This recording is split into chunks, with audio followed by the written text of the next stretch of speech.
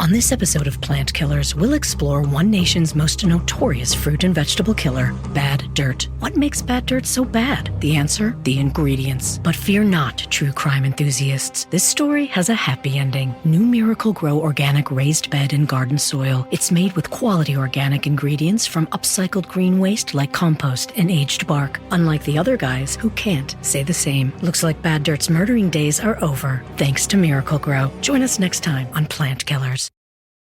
This podcast is a Believe Network and Siete production.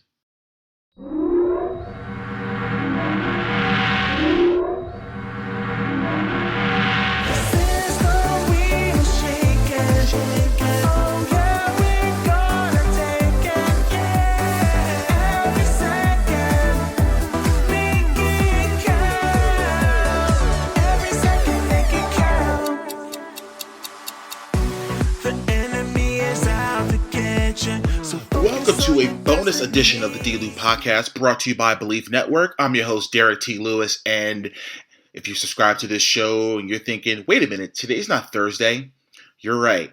This is a surprise episode because what I'm going to be doing from time to time is giving some updates in regards to the world of professional wrestling, my opinions, and more facts than anything else, mainly covering a lot of events.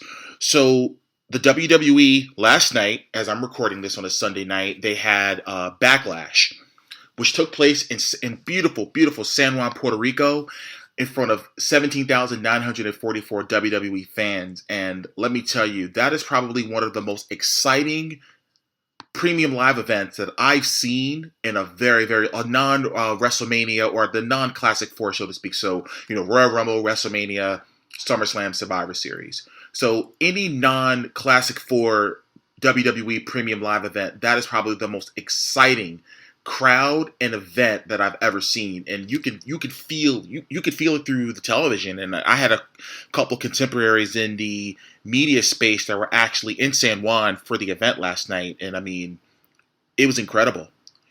And let me just give kudos to the WWE. They've actually instituted a drone cam. They started off the pay-per-view last night with the drone cam starting outside of the arena and worked its way all the way inside of it. I thought that was pure genius, and I hope that they work that, through their events, whether it's Raw, SmackDown, or any of the premium live events. I actually enjoyed that new concept, and they're always forward thinking and, definitely trying to take things to the next level.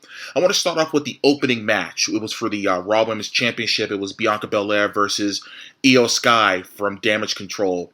And this crowd was, if I was to say, they weren't booing Bianca Belair, but I could tell you the response to Io Sky was unbelievable. They were really behind her. They were ready for a new Raw Women's Champion. The match was, just a seesaw battle, back and forth between the two women. I thought, what a way to kick off the show with obviously with a championship match, and just in the matter of the physicality that took place in the match.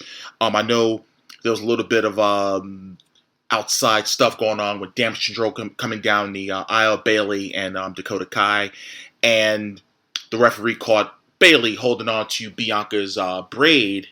And next thing you know, Bianca hits her with the KOD, 1, 2, 3. Well, I'm sorry, uno, dos, tres, as the crowd was saying last night in Puerto Rico. And still Raw Women's Champion Bianca Belair. The match was 18 minutes long. And now Bianca is the longest reigning women's champion in the modern era. So I think she's on 399 days today. And I believe tomorrow starts day number 400. So I'm interested to see how this is all going to take place now that, again, Bianca's going to be on SmackDown. So I'm wondering, is it going to be a switcheroo? When is it going to happen?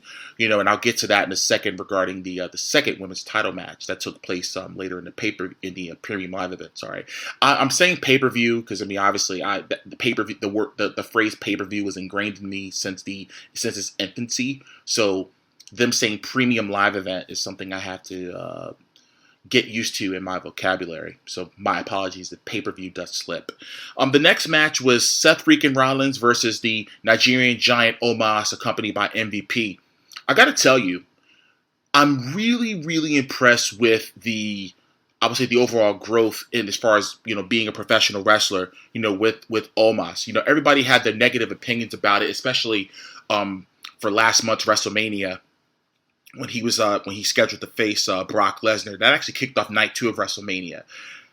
I always felt that some of the bigger guys get, the short end of the stick, so to speak, from some fans. I mean, obviously you have fans out there that are very passionate about pro wrestling. A lot, I would call them purists, and they're all about the technicality in the ring and, the 5-star matches, etc., etc. But we also have to remember that this is, again, sports entertainment. It all has to be all different shapes and sizes. You know what I mean? And I grew up in an era where, big men ruled the world at one point. You had your Andre the Giant, you had your Big John Studd, you had King Kong Bundy. The list goes on and on. Then, of course, in the late 90s, you had the Giant, a.k.a. the Big Show, and several others. And obviously, as time was moving on, when you had the Eddie Guerreros, the Rey Mysterios, the Kurt, some of the smaller guys that were really getting shine, we fail to, realize that, hey, man, some big guys matter too. But Omos has improved so much, and being in there with Seth freaking Rollins, it was a lot of the psychology I really enjoyed, especially for the finish of the match, and I'll get to that in a minute. But when the match was announced, I mean, a lot of fans were confused. I know I was confused because we were just trying to figure out what issue did these two guys have. I mean, it was just a random match that was thrown together. So I was thinking that, either Rollins is going to, it's somebody that was on the roster that was maybe in a title hunt or something like that I thought that Rollins was going to face. And it was just Omos. I was very surprised, by that. And whenever I see, Omos and MVP, it gives me flashbacks to Andre the Giant and Bobby the Brain Heenan.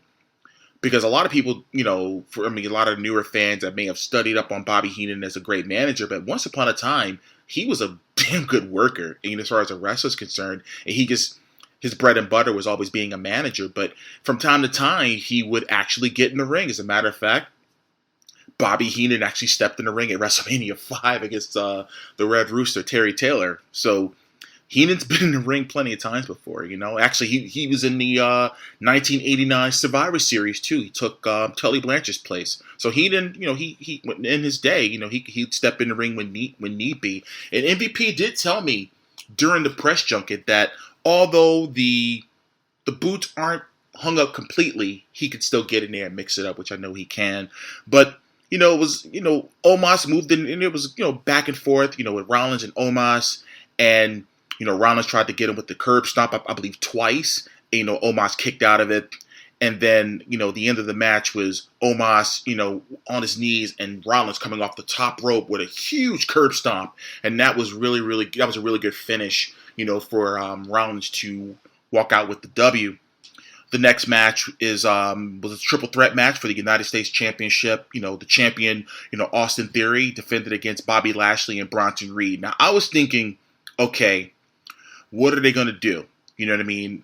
Theory coming off of a huge win at WrestleMania against John Cena.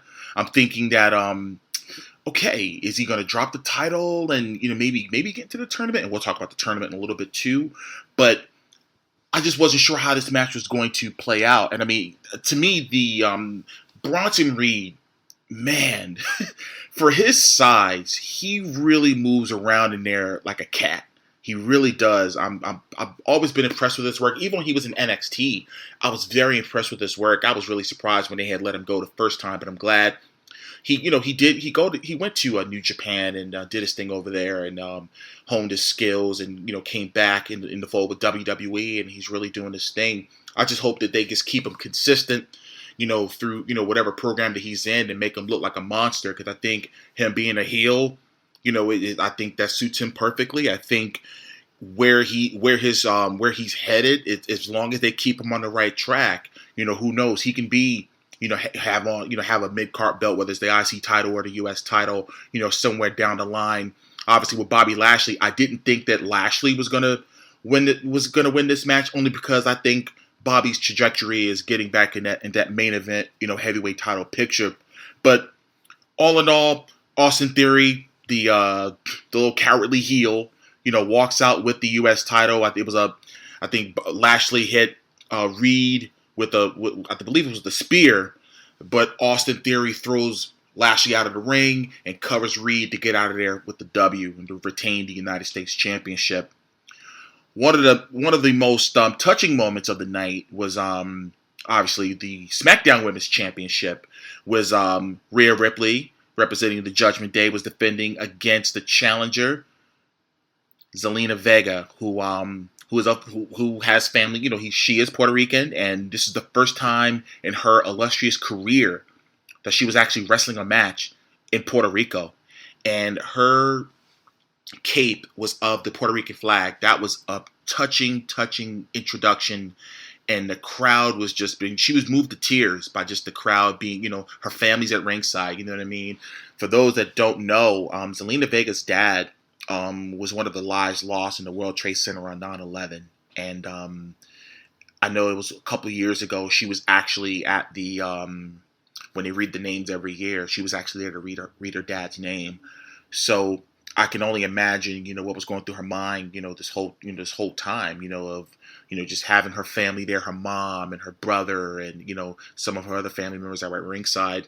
And of course, this is a staple in a lot of my fellow Latino, my Latino friends' household, the infamous La Chancla. Yes, her mom actually gave Zelina La Chancla to throw at Rhea Ripley. I thought it was a nice wrinkle into the match.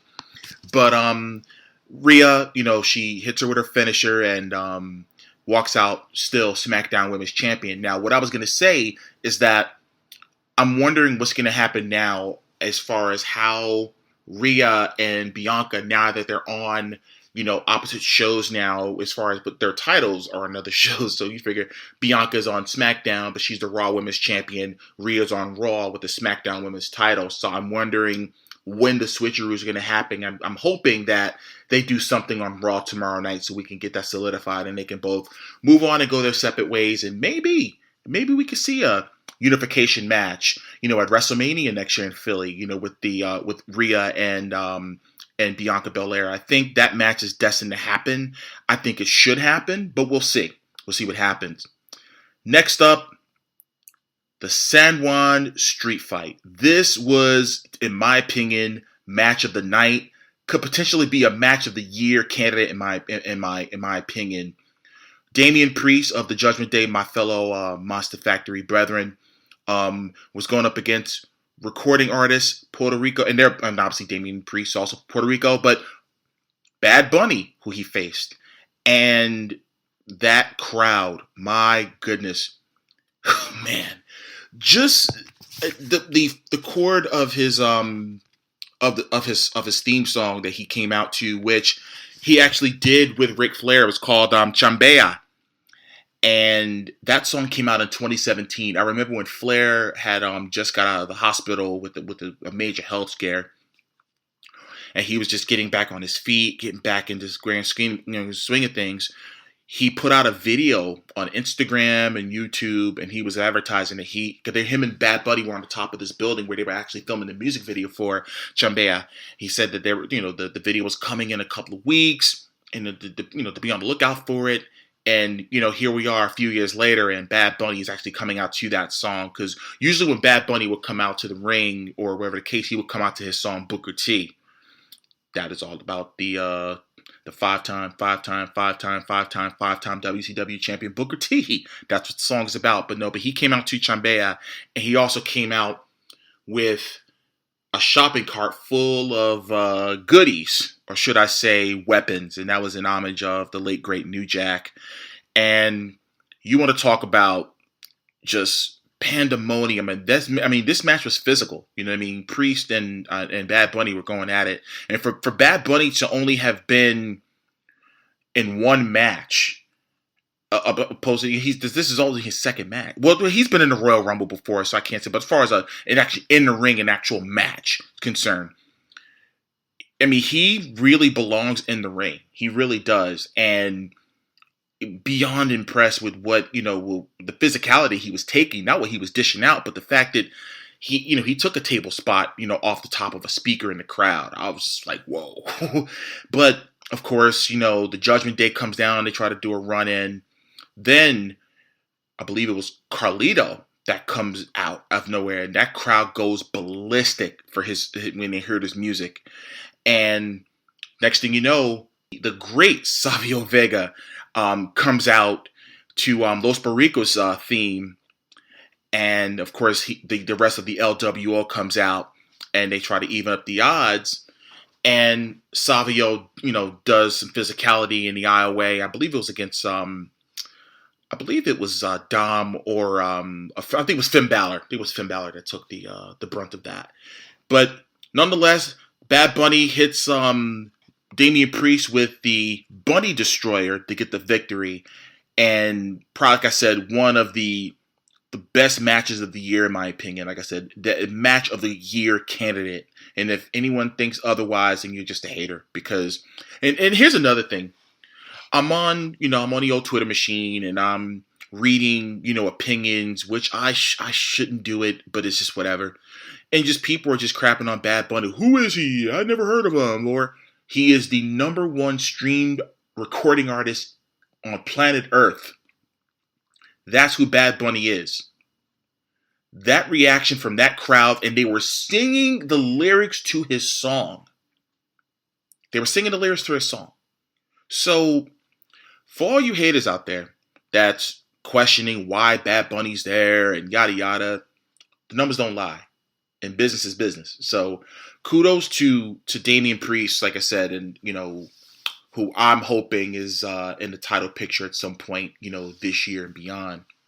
But next match is the 6-man tag between the Bloodline, Solo Sikoa and the Usos, against Matt Riddle and the unified, or I guess undisputed tag team champions, Kevin Owens and Sami Zayn. There was a vignette that took place, earlier in the night, and I think we're getting ready for the match, and I think they're planting seeds for Solo to do something to either one of the Usos or both of them. And they asked him, are you ready? And Solo says something in the lines of, I'm going to do my part, but you just got to make sure you do yours, and left. So, like I said, they're planting a seed for something. But anyways, they start the match, all this chaos going on, what you expect in a 6-man tag. But then all of a sudden, towards the end of the match, Jey Uso's trying to help up Solo, and Solo almost gave him the Samoan spike. And Jey uttered, I'm your brother. What are you doing? I'm your brother. You don't do that. So whatever. And I believe Solo was the one that pinned Matt Riddle to get the win for the 6-man tag team match. And of course, the main event was the American Nightmare, Cody Rhodes, facing the Beast Incarnate, Brock Lesnar.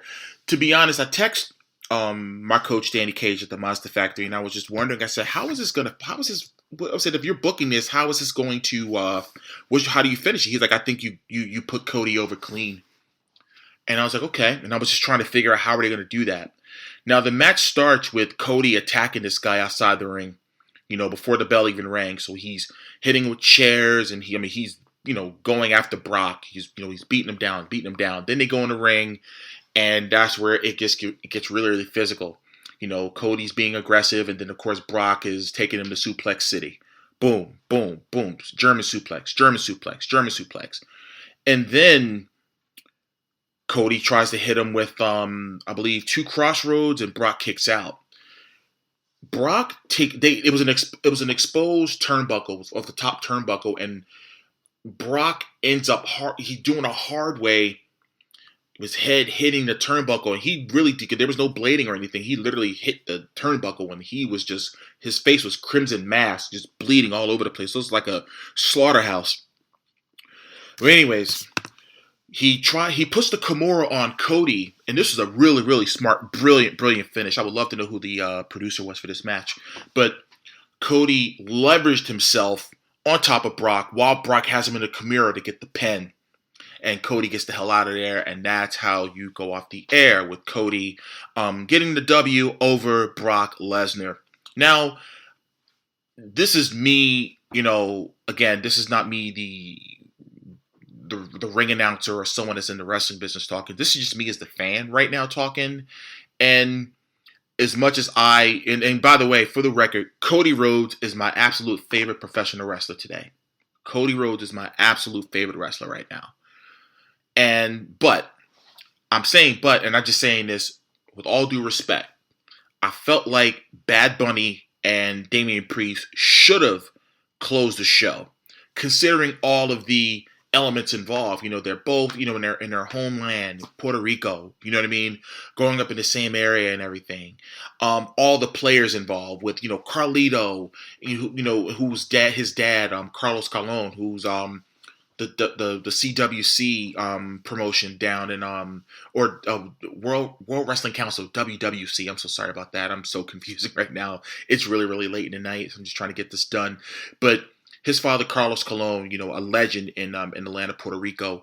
And I'm thinking that, okay, that's all of those players that were in there, Savio Vega, who's running IWA Puerto Rico. Shout out to Savio. I had a chance to work with him at SWF a couple of weeks ago. Had a chance to talk with him. Just really, really ultra cool guy.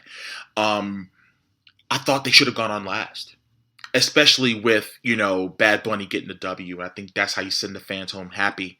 And this is, like I said, no shade on Cody or Brock at all. But I just felt that match is only 9 minutes and 40 seconds with Brock and Cody versus the 25 minutes that Bad Bunny and Damian Priest were allotted. So, just my opinion. I just thought that they should have gone on last. But from top to bottom, this is probably one of the best shows that the WWE has put on in a very, very, very long time. I think they should do a show in Puerto Rico every year. Because those fans, I mean, I've had, friends from Puerto Rico and that are wrestling fans, and they are so passionate about the sport, so passionate about the genre of sports entertainment. And like the whole entire night was just energy. The wrestlers felt that. You could see the energy, in the ring, and just everyone just so uber focused and just wanted to perform at the highest level. Because, man, it was like from the opening match was for the women's championship. And like I said, Io Sky and Bianca Belair they were throwing everything. They threw everything, including the kitchen sink. Okay? I just couldn't believe. I was like, man, if that match is going to be a banger, then everybody, okay. And just the pay-per-view just got better and better. See, I said pay-per-view. See? Look at me. The PLE was just getting better and better as the night went on. But earlier today, the WWE released the names that are going to be in the tournament to determine the new World Heavyweight Champion. It's going to be a 12-man elimination tournament, and I was really, really surprised at some of the names. And there was a name or two that was omitted off the list. And I was kind of like wondering, I said, I wonder what's going on with that. But either way, I'm really excited about, who's going to be, in the tournament, where it's headed, where it's going. And I think and the new champion, of course, is going to be crowned at Night of Champions at the end of the last Saturday of the month. I believe that's the 27th, or I think it's May 27th, I believe. In Saudi Arabia. That's where the tournament, I guess the finals, I should say, the finals is going to take place in Saudi Arabia. So I'm really looking forward to that event, and I'm hoping that, whoever this champion is going to be the guy that's going to take Monday Night Raw to the next level. So here are the participants in the tournament. It's going to be Seth Rollins, the United States champion, Austin Theory, the phenomenal AJ Styles, the almighty Bobby Lashley, Finn Balor, WWE Hall of Famer Rey Mysterio, WWE Hall of Famer, the Rated R Superstar, Edge, Damian Priest, The Miz, Sheamus, Shinsuke Nakamura, and the American Nightmare, Cody Rhodes. So those are your 12 participants that's going to be in the tournament. Now, to be honest, I have to say this. I was very, very surprised that LA Knight was left off of this list, because I know they were saying they were going to be choosing for both Raw and SmackDown, which is another story for another time.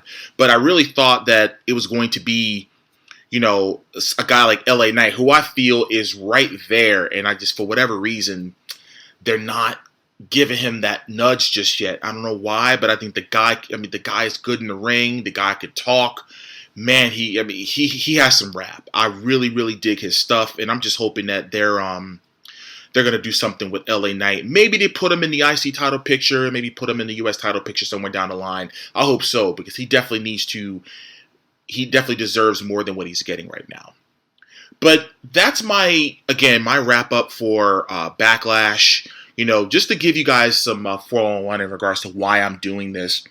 I do interviews, with people of all walks of life. So whether it's, athletes, especially in the world of professional wrestling, which I have ties to, actors, influencers, reality stars, recording artists, or whatever, that's not going to change. Okay. Thursdays is still going to be, my show of basically how it is currently, business as usual. However, the fact that, the numbers, especially for one of my videos that did over 30,000 views during WrestleMania week, and Believe Network really wants me to take it to the next level and start reporting more on pro wrestling. So you're going to be getting some bonus content from me, mainly after every premium live event or pay-per-view with AEW. I'm going to be doing their events as well.